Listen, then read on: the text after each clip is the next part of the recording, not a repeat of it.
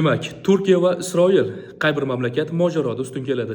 Bo'limlarni o'ziga bo'lib tezkor tahlil qilamiz.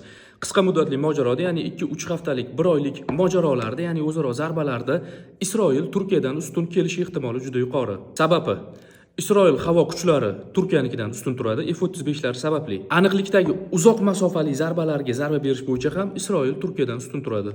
Razvedka va nishon aniqlashda Isroil Turkiyadan ustun. Ko'p qatlamli havo mudofaasida ham Isroil Turkiyadan ustun. Texnologiyada, elektron urushda ham Isroil Turkiyadan ustunroq turadi. Demak, qisqa mojaroda Turkiyadan Isroil ustun kelish ehtimoli mavjud.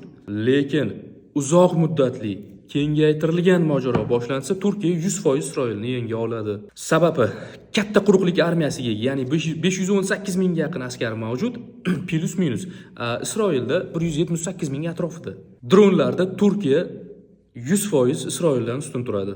Harbiy dengiz salohiyatida ham Turkiya Isroildan 100% ustun turadi. Turkiyada katta safarbarlik, ya'ni inson resurslari Isroilnikiga qaraganda bir necha barobar ustun.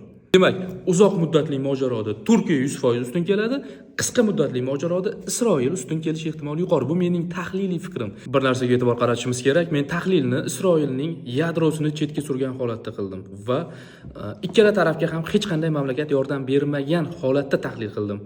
Mana shu vaziyatni e'tiboringizdan chetda qoldirmang. Demak, siz qanday fikrdasiz? Kommentariyada fikringizni qoldiring.